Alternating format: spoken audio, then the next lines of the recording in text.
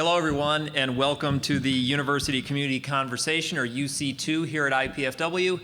This particular conversation is actually going to be a wrap-up of the 2016 election. But before we get into that, I'd like to thank some folks. I'd like to thank Special Events here at IPFW for helping to set up the room, the location. I would like to thank College TV for recording it and making it available. I also want to thank the Helmke Library for making this and many other wonderful panel discussions available through the digital archive or digital MDON collection. And then, of course, we would be remiss if we did not recognize the Institute for Research, Scholarship, and Creative Endeavor, which actually is charged with helping to put this and many other good events here on campus available, make them available to you. If you would like to learn more about UC2 events, you could always go to facebook.com/UC2IPFW. That's facebook.com/UC2IPFW. And now that we have all of that out of the way, let's go ahead and get started. I would like to introduce the panelists. First, sitting to my left is Gordon Schmidt, an assistant professor of organizational leadership and supervision. Next to him is Chris Erickson, associate professor of history. Next to her, professor and chair, also known as my boss, Mike Wolf from the Department of Political Science. And then finally, sitting on the end, professor and director of women's studies, Janet Badia. So welcome, everybody. Let's go ahead and start. Mike, I actually have the first question for you. This was a bit of a surprise for those who had been watching the polls and other indicators, but the polling still was actually pretty accurate, which I think surprises some folks. How accurate were the polls? Well, first of all, I'm not your boss, but you'd be fired. I think it's very relevant to say you're fired. But, the polls are taking a beating right now in the conventional wisdom, but in actuality, they weren't as nearly as far off as they suggest. When polling's done, the methods of polling can be questioned, and sometimes they don't work out. The Mike Downs Center for Indiana Politics, for instance, this spring had a poll that, by chance, unfortunately, turned out to be a problem sample, not of our doing, just a 1 out of 20 chance that you'll get a bad sample. That happened to us. That's not what happened here with the sort of inaccuracies of this polling. In actuality, the polls predicted Hillary Clinton almost perfectly in every state. There were some states actually she underperformed, and they were very Democratic states like California, Oregon, and Washington, and other states that, and Vermont, totally Vermont. But other than that, the predictions were actually pretty right on for what percentage of votes she would end up getting. What was not, or kind of inaccurate, was Donald Trump's percentage. He outperformed what the polls predicted that he would do. But it's actually very interesting if you see it graphically, and Vox and some others have actually done some work on this. And he probably was 2 to 3 percentage points better than expected, but it is almost on a perfect line. So they just missed it, but missed it perfectly, if you can do that. And so what that tells us is that there was nothing goofy in the methodology. This isn't a Dewey defeats Truman where they had an inability to get a sample correctly.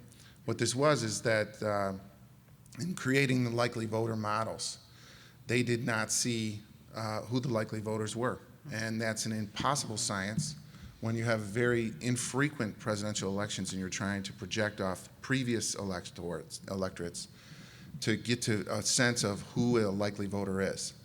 And in this election, actually, it's a very interesting story in Bloomberg. I don't know if anyone saw this, but the Trump team, as times were getting bad in October, kept rerunning data for electorates that might show up. And they kept rerunning, and they got to a point where they ran a hugely motivated rural voter turnout model. And they said, this is probably 6 percentage points more of a voter turnout than they expected in normal rural voter turnout. It turns out that they gave themselves then a 0.3 chance of winning, about 30% chance of winning the election based on that very optimal viewpoint for who would turn out to vote. It turned out that there's probably closer to 10% of overperformance.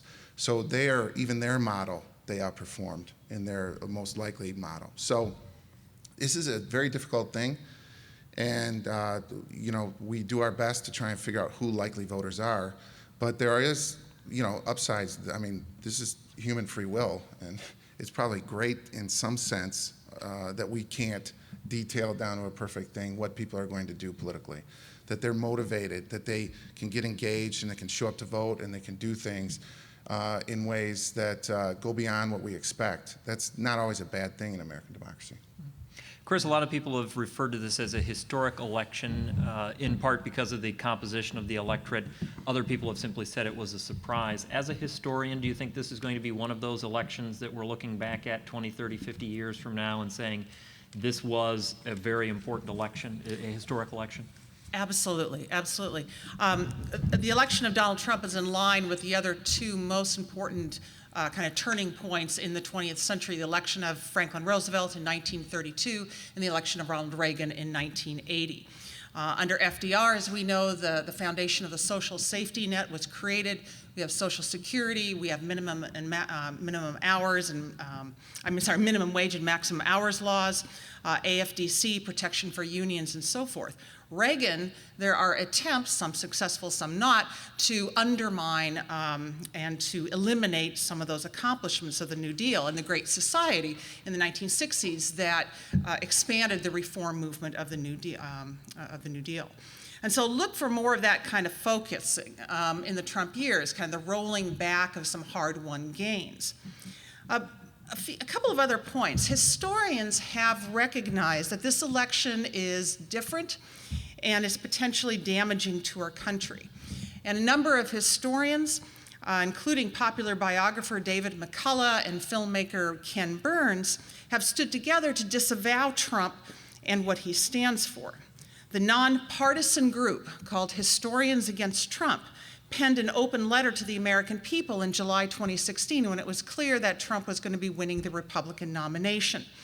And the opening paragraph says this: "Today we are faced with a moral test. As historians, we recognize both the ominous precedents for Donald J. Trump's president candidacy and the exceptional challenge it poses to civil society.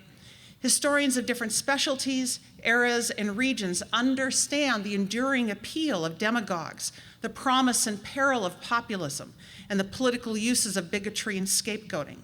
Historians understand the impact these phenomena have upon society's most vulnerable and upon a nation's conscience. The lessons of history compel us to speak out against a movement rooted in fear and authoritarianism. The lessons of history compel us to speak out against Trump."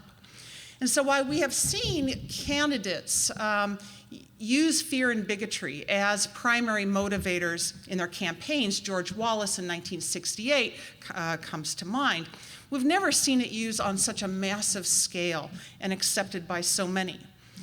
Because Trump has waged the most corrosive and insidious and uncivil campaign we have ever seen. He questioned President Obama's birthplace for 5 years in an attempt to undermine our first African-American president, the legitimacy of his presidency. He has claimed that Mexican immigrants are rapists and killers. He has proposed to ban Muslims from coming into this country and to domestically surveil Muslim Americans and their houses of worship.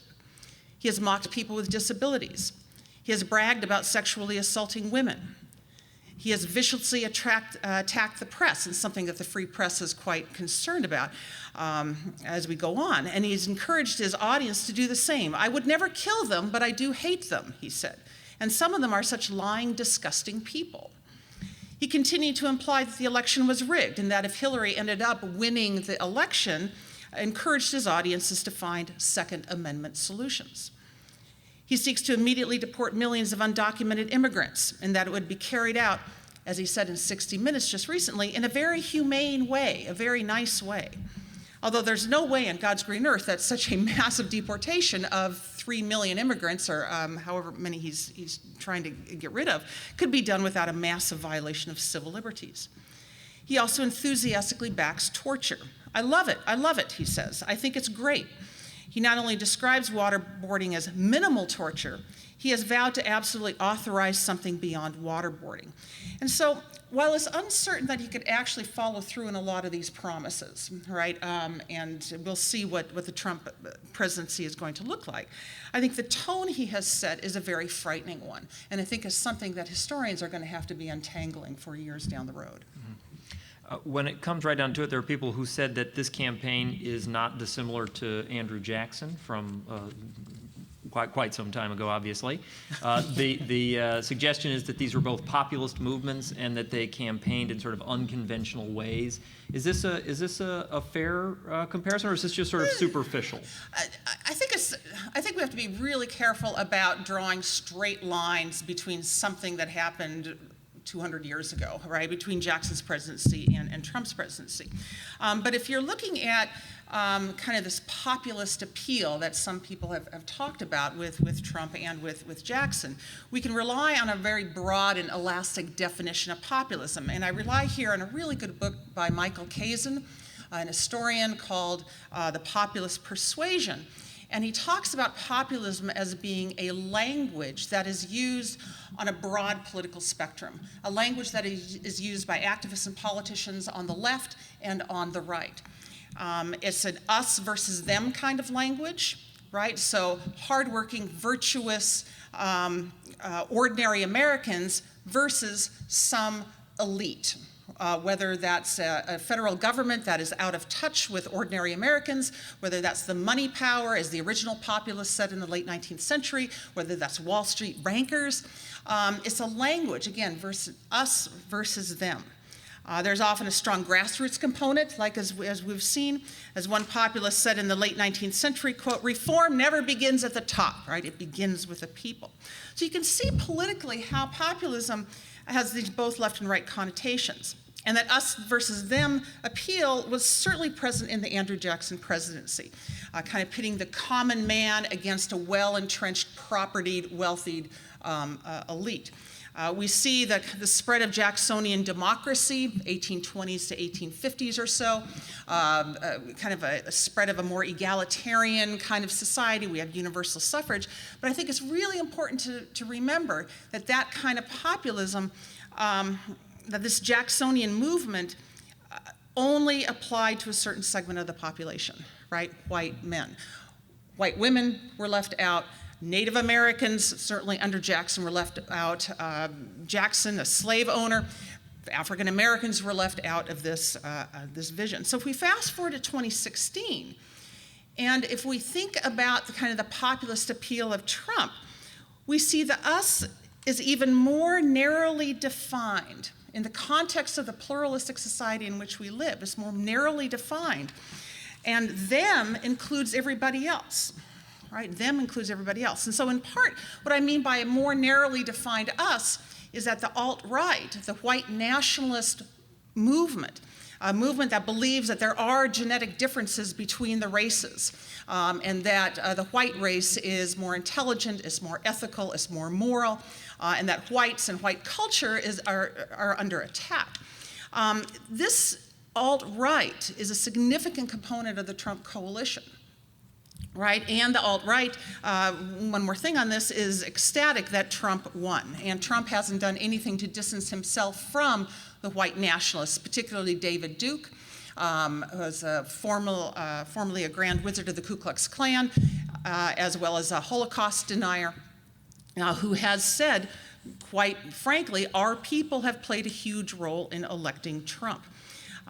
So it's a bigoted kind of populism, an appeal to the most hateful elements in our society, and this is not going to go away, right? Even though Trump said, stop doing hateful things towards people of color and so forth, this is not going to go away. And so we're in for some rough times ahead.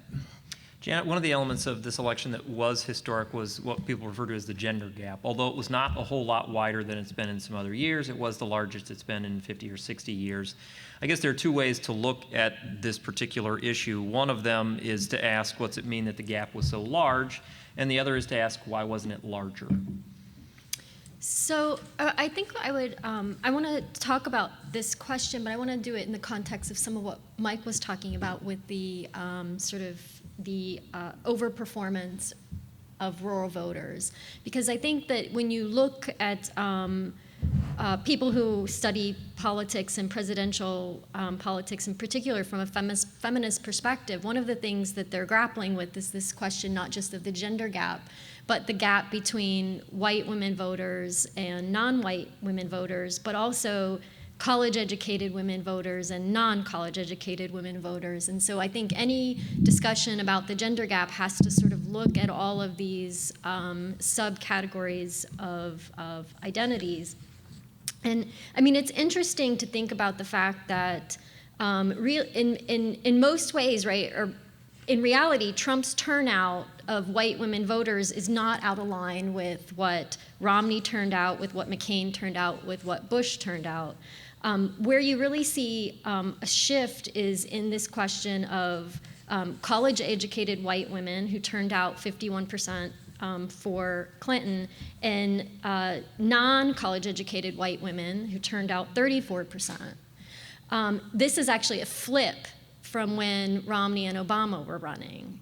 So if we're trying to explain what is different about this particular election, we would have to really look at what happened that shifted non-college educated white women away from the Democrat platform to the Republican platform. And I'm not a political scientist by training. I am somebody who is more of an interdisciplinary scholar and sort of looks at it more broadly, this question of gender roles from a feminist perspective. And I think what's for me at the heart of a lot of these differences in who voted, and which women voted for who, which women voted for which candidate, comes down to this question of, you know, in that imagination of that party, what roles do women play? And I think if you look at, for example, some of the public comments made by women who supported Donald Trump, you just get a sense of a very different expectation for the role women play, particularly in politics, but in leadership generally, but also the broader question of sort of how they identify. What do they primarily identify as? And what we've seen, I think, is this question of, that white women tend to identify first and foremost as white versus as women in a way that non-white women tend not to do. So there's that factor in this case, but I think secondarily to that is this question of tolerance for Trump. I think one of the biggest differences between non-college educated white women and how they voted and educated white women is one, could you stomach all of Trump's misogynistic rhetoric, his history of abusing women? And I think that there is a correlation between your willingness to tolerate that or to overlook it or even to excuse it, to rationalize it, versus women who simply couldn't. For a lot of, I think, non-white women and educated white women, it was a deal breaker, right? His misogyny was a deal breaker, but for non-educated white women, it simply wasn't.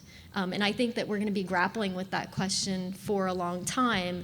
But I think second to that is this question of, you know, why was there a turn away from non-educated white women away from Clinton? And I think that's a question that is very much about how we understand women's roles as leaders.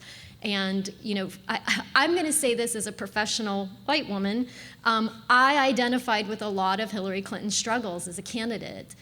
Things that the double standard that she faced on a regular basis, the way things stuck to her and didn't stick to Trump, the way she was categorized as untrustworthy, but then when you press people to say, well, what's untrustworthy about her, you know, there was always this kind of vague sense that there was just something wrong with her. You know, I would suggest to you what was wrong with her was her gender, and that people were just suspicious of a woman who sought power and leadership.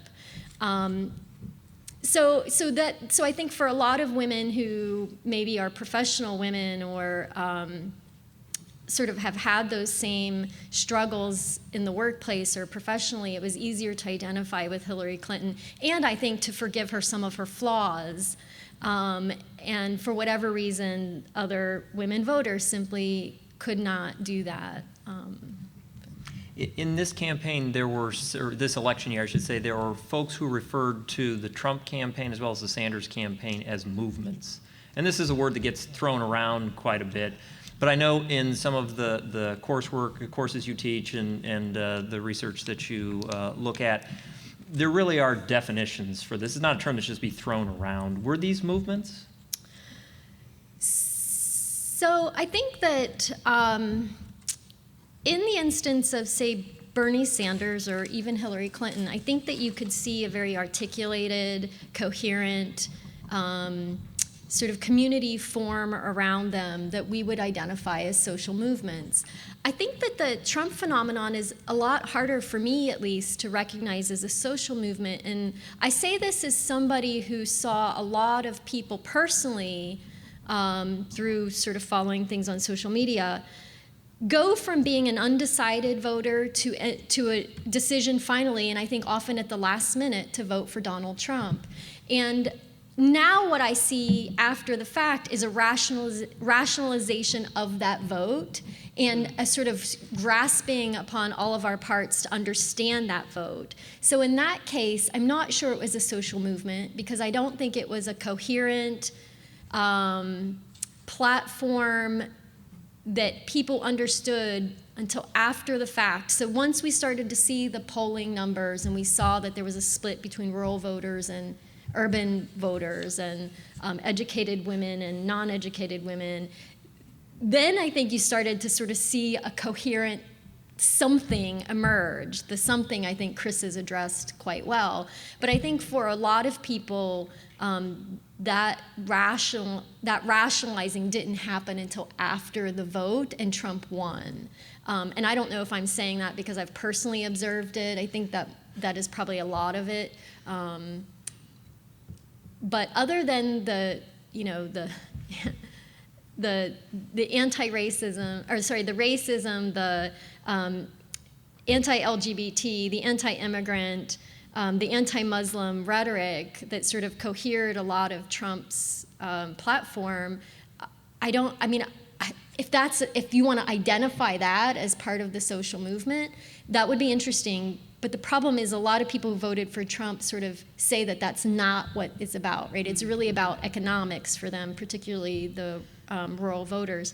So I don't know if it's a social movement. I don't know what coheres it.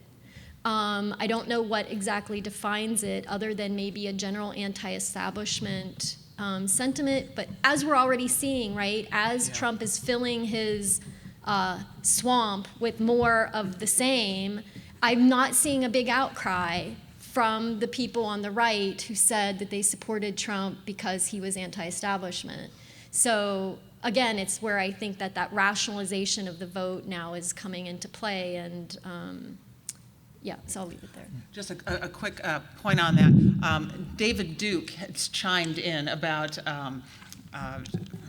Trump's pick of the RNC chairman for the chief of staff, and he said in a tweet, said, "This is not draining the swamp, right? Choosing these Washington insiders." Now, Janet, you mentioned social media. It was not that long ago that a campaign could be completely devoid of any of this stuff, but we've obviously reached a point where even folks who are running for city councils, town councils, et cetera, will engage in social media, but it's an evolving form. And Gordon, this is where we get to bring you into this. How do we define social media? What's a good working definition for that? I generally go with a pretty broad and simple definition related to social media. So social media is these internet-based tools that allow the creation and exchange of user-generated content, essentially. And when we talk about user-generated content, we mean people creating things like flyers or videos, but also people's opinions, their ideas, what they like, what they don't. When your friend posts an article about the election or a picture of a cute cat, when you share that, it is part of that sort of social media aspect of sharing information, sharing content. And that's certainly, we can see a lot of that happening through social media, this election of related content from various spectrums, various issues. I'm sort of curious for everyone on the panel, was there a form of social media that you went to, was your go-to during this campaign? Was there a particular Twitter account or something that you found to be particularly engaging? And we'll start with, since Janet's all the way at the other end of the table, I'll ask Janet first. So on Twitter, I obviously follow the feminist Twitter account. So to me, some of the most engaging pieces were by people like Rebecca Traister. In particular, actually, she just recently this is getting off the social media topic, but in the New York Magazine, she just had a brilliant piece. I think it was it was on the 12th. Sort of looking at this question of what happened to Hillary Clinton and what role women voters played in her loss. And it was just one of the best pieces I've seen. I highly recommend that piece. But Rebecca Traister personally is my favorite. She wrote the book All the Single Ladies. So she actually looked at the way unmarried women voters are changing the course of the country. Not enough and not fast enough, clearly, but that demographic is sort of the one to watch. Mike? My Facebook was very entertaining. I have friends on all sides of this, and it was unbelievable, the things said, forwarded, everything else on all sides. The extremity was remarkable, but I actually didn't find it entertaining at all. It was kind of an unfortunate thing, so I stayed away from the Facebook a little bit. Mm-hmm. Chris?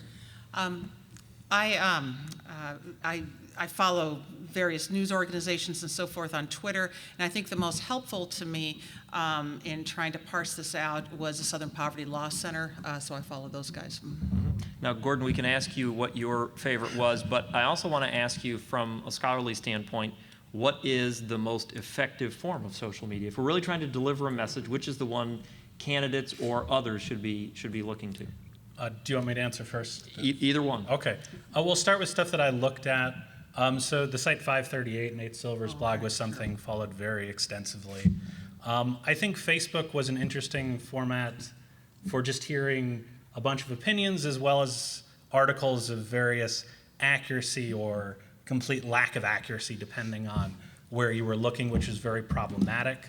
There was lots of sharing of articles that didn't have real content, that had information that was inaccurate. And Facebook, particularly as we were going closer to Election Day, they changed some of their algorithms for trending stories. They fired some of their journalists that were doing that. One of the first things that happened out of that was for September 11th, the September 11th was an inside job article was one of the trending topic areas. Nobody was watching whether that should be or not. And of course, the article wasn't accurate in any way. And so I think that was an issue as it happened.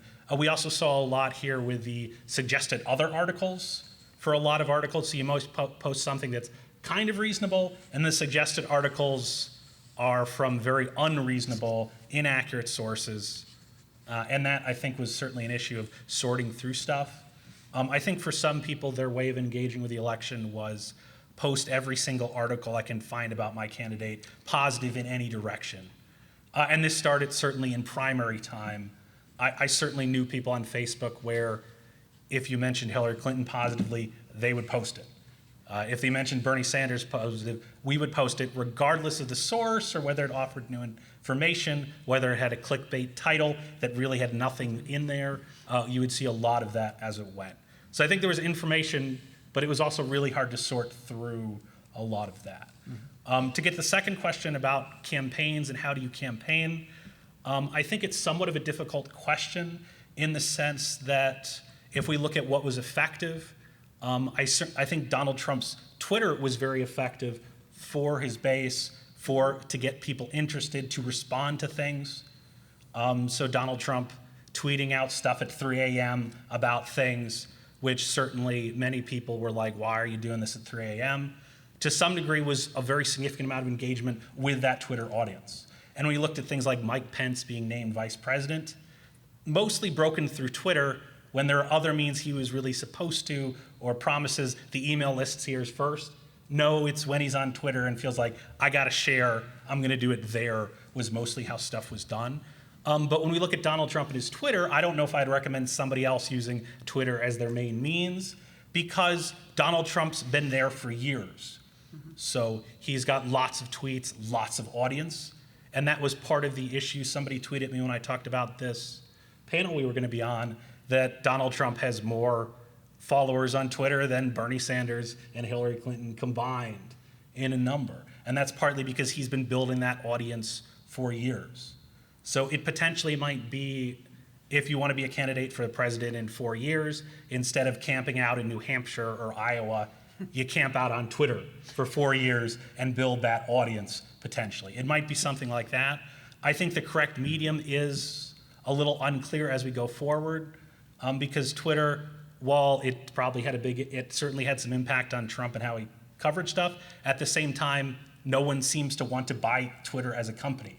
And Twitter has any number of bullying-related problems, any number of harassment-related issues. And so is the site going to continue to be relevant in the same way in 4 years? I don't know. It seemed that it certainly was part of Trump's strategy. I think certainly you're going to fit a social media that fits your message and how it connects with people that are positive towards your aspect. It's a little unclear, I would say, what that is, but you need to have, I would say, a strategy for how you're doing it and why, and very intentional. And I think Hillary had to move into using that more. So one of her tweets that got a lot was her tweeting at Donald Trump, delete your account. That got a large amount of press and a lot of interest at that time. There were a lot of them back and forth arguing through Twitter. I would argue that probably wasn't going to happen unless we had someone like Donald Trump who's using it as a main means. Other campaigns had to get on it, use the tools in that way. Mike? Yeah, I was just to reiterate and kind of follow up on this, is the relationship with the mainstream media on this, that there's nothing that in our evidence that shows that his vociferousness, let's say, accurate or not, had any problem getting out there. In fact, this is a trend that's been occurring that this drives a news cycle. When you have multiple 24-hour news outlets, they need content, they suffer from need of content. This fills the air. Also, they feel that things like fact-checking and everything, what they've demonstrated is, even if you put out a commercial that's inaccurate, that there's a benefit to it because it gets fact-checked over and over, and your message gets repeated over and over and over pretty soon, and you have, at some point, just the loss of what's empirically accurate or not. And so this didn't hurt, fact-checking or these other elements don't hurt somebody who is running a populist campaign, right? That people did respond to. A broad spectrum of Americans wanted to get on Twitter and say the same thing to their government. And frankly, a lot of government officials have been encouraging this themselves, saying things. I thought it was very interesting to see, in the nomination contest, a lot of people that have been bold out there, kind of aggressive in making their political career come up, then run into someone like Donald Trump, who's a pro at this. And he beat him at their game, because it is his game. So the brand name didn't get hurt on this. One, social media, you said 538. Awesome, excellent. His dad's a political scientist, by the way. But in addition, there's some awesome political science, the monkey cage, for instance, at the Washington Post, and some of these others. The projection models, I forgot to say at the beginning, the way at long-term projection models for political science, half of them nailed this and said that he would win. So when we move away from a little bit from the close polls close to the election, there's some more, I guess, long-term and structural components of why this election, while sort of a surprise for the immediate polls, was a little less of a surprise in the long term. Mike, when this was moving along this year, there were a lot of people who said that if the Republicans did not maintain control of the Senate, if Donald Trump did not win the White House, that the Republican Party was going to have to engage in some soul searching. Obviously, Election Day was a pretty good day for the Republicans. Do the Democrats now have to do that same soul searching? Certainly, and so do the Republicans, by the way. So the Democrats have lost a lot of young candidates over the from 2000.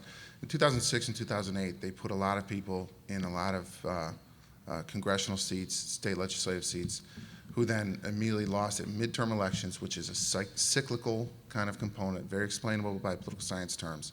And so it's not a surprise you win the presidency, you put big policies in place, there is going to be a natural backlash, surge of opposition. That's normal for every president. If it was normal for Ronald Reagan, normal for Eisenhower, you name it, they all had this.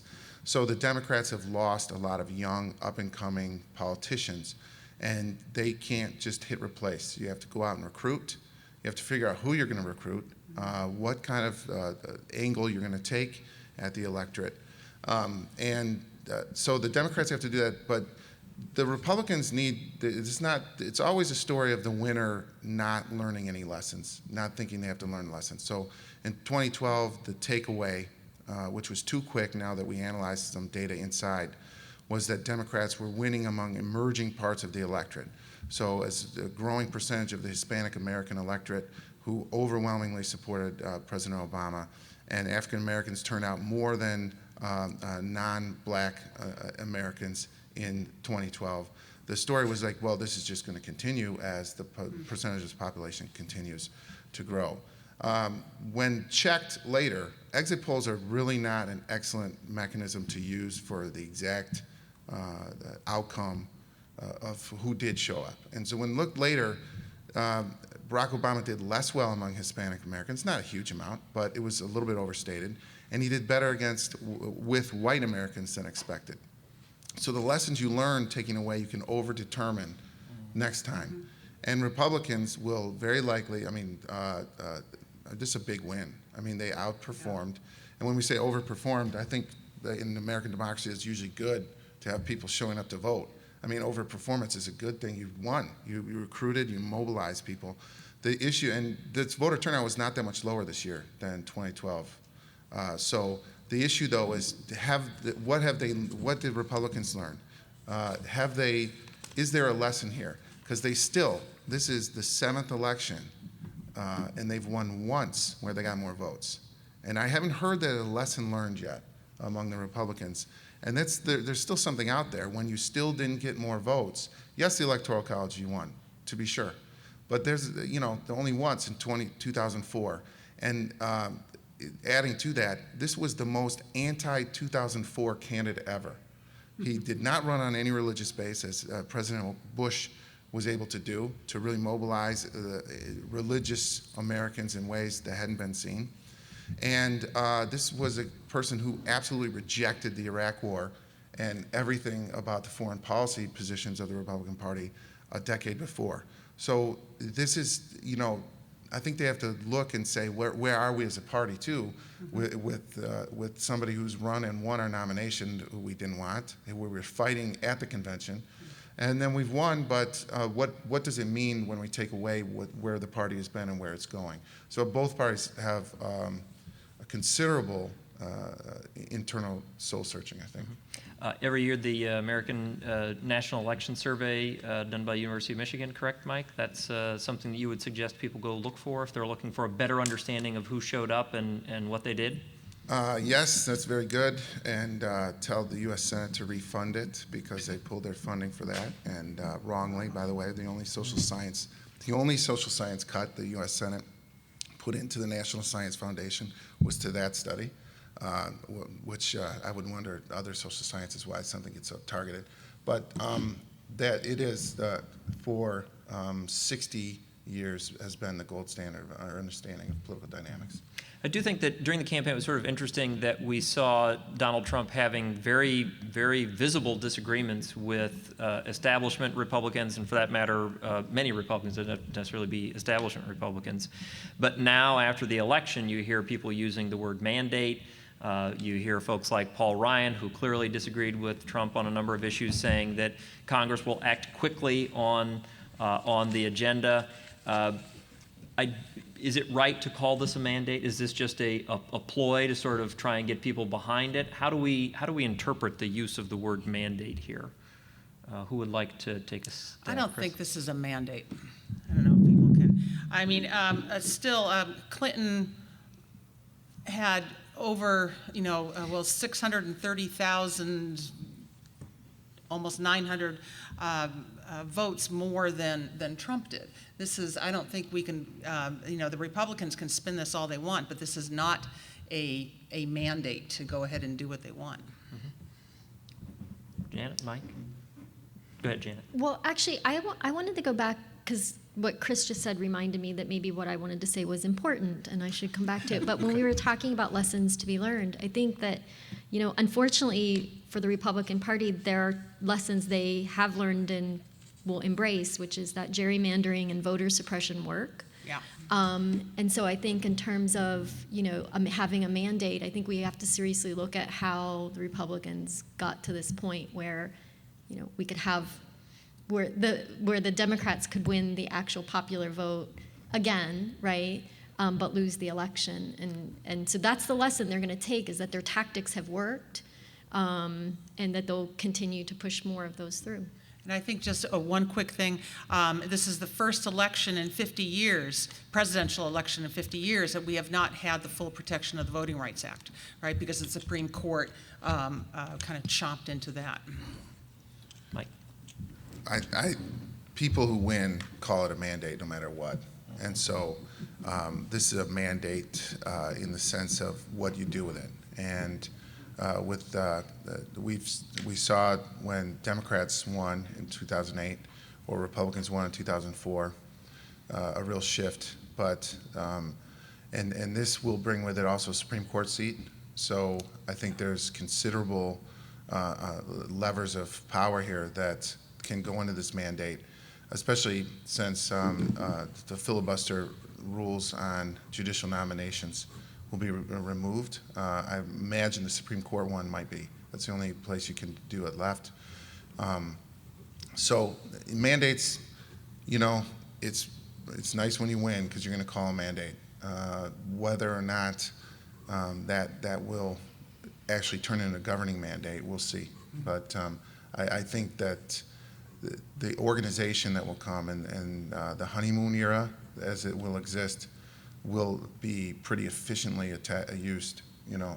If you're a winner, you got to call a mandate, I think, no matter how it looks.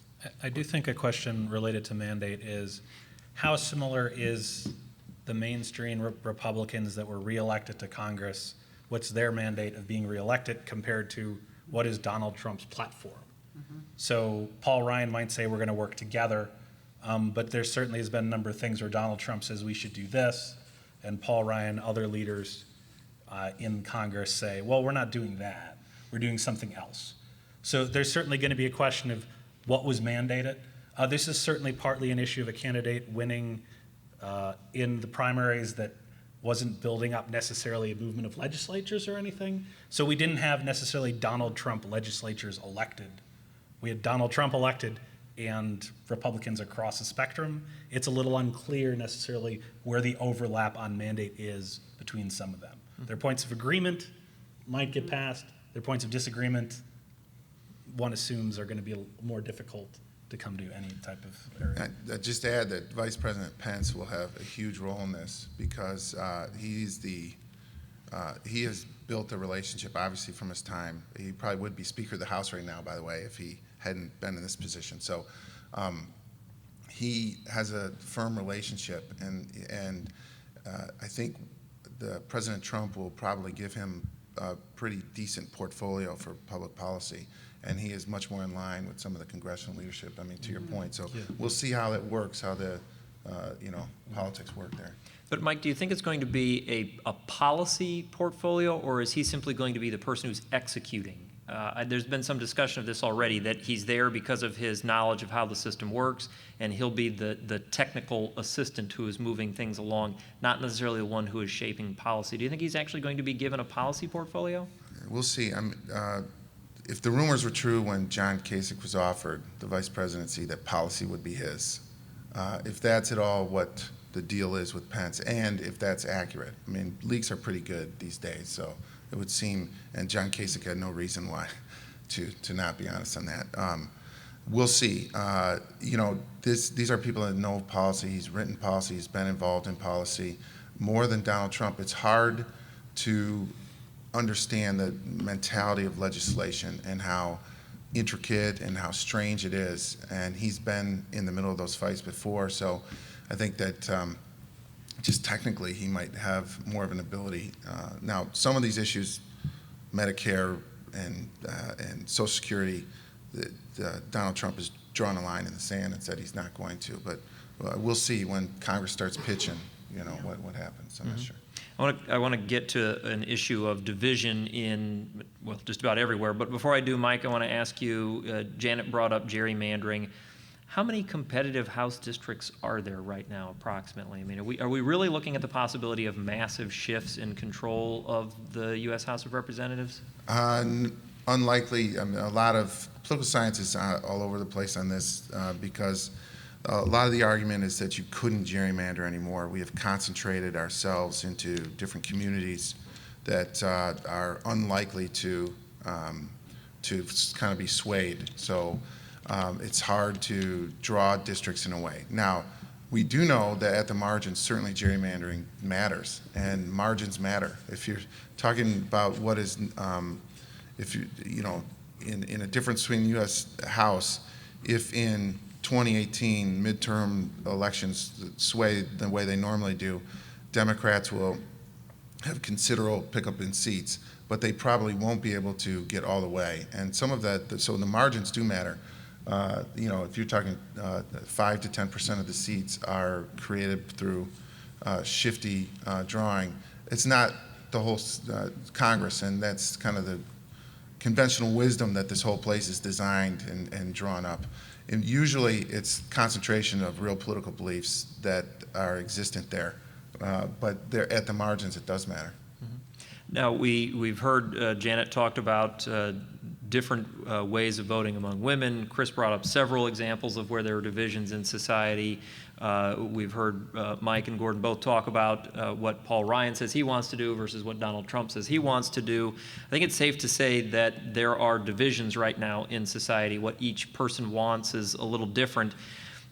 What do you see as perhaps the most disconcerting division that exists today either in Congress or in society in general, given the fact that we have a Trump presidency and Republican House and Senate? And let's start with Janet, since I mentioned your division first. Oh, this question makes me very sad. So I think that probably right now the most profound division is between a population of people who felt that we want a government that is more just, more representative, more inclusive of who we are as a country, versus a population that wants a government that reflects who we used to be as a country.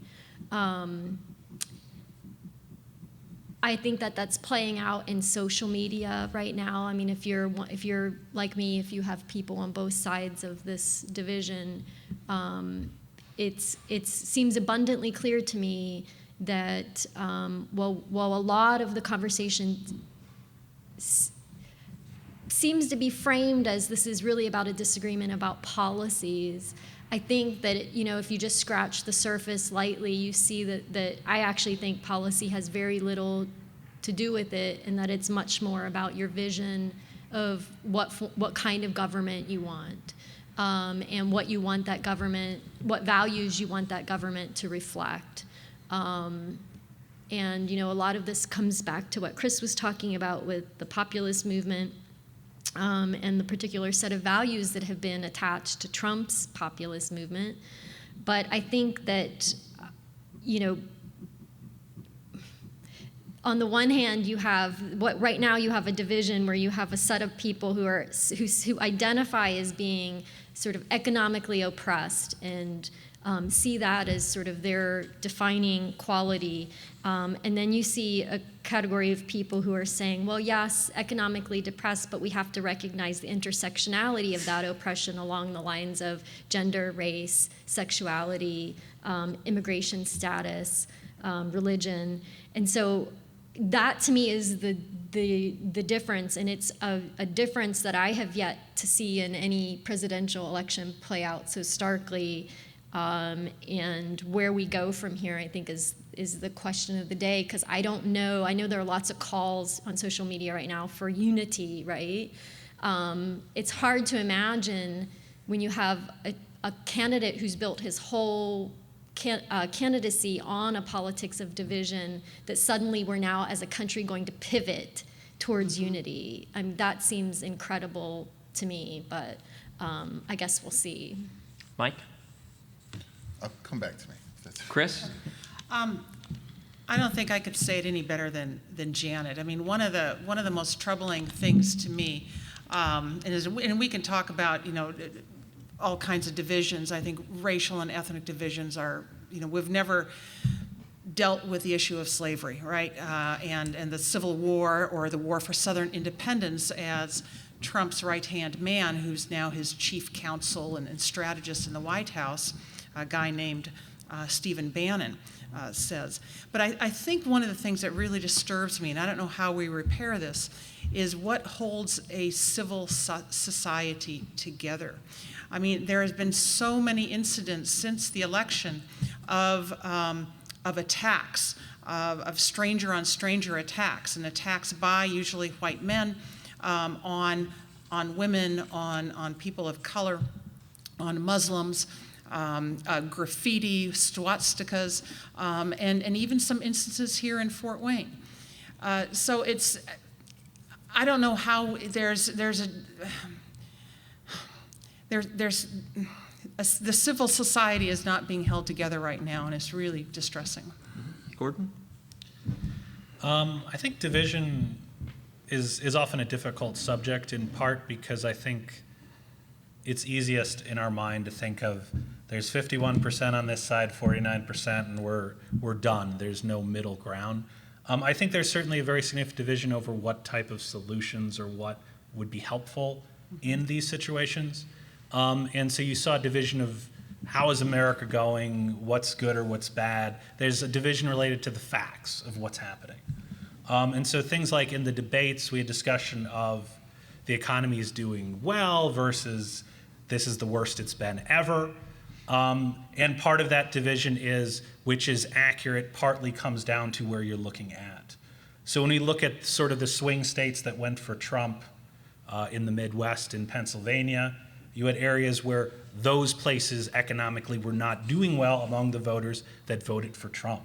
And so in that case, when they said the economy is not good, we need a change, it makes some sense that that was the case, that they thought so, because there was differences of where people were going, good or bad.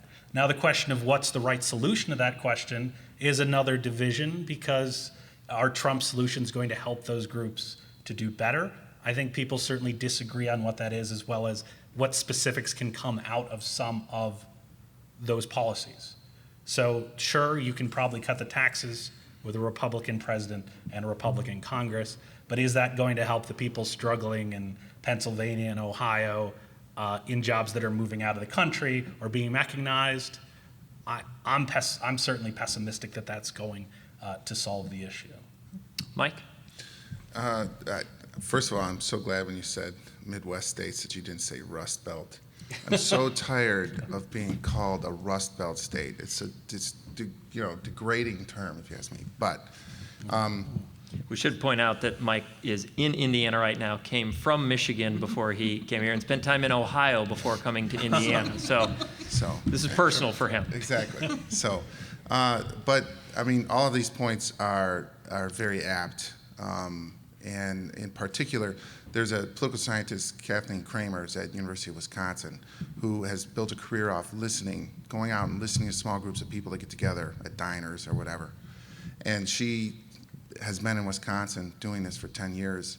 And she quit just going to all groups, and has strictly gone to rural Wisconsin for the last decade and wrote a book about the resentment that's going on in rural America. And the resentment is that people don't feel like they're being listened to at all. And they don't see a translation between their interests and what their promises, et cetera, are, and delivery. They think they're getting ripped off. And the accuracy of this doesn't really matter if it's even symbolically that this is accurate or not. These are what people are driving people politically. And so if this is the case, it's, you can't instruct somebody or say, hey, well, this is really what's going on in public policy. That doesn't matter to them when they think that the mechanisms aren't even working.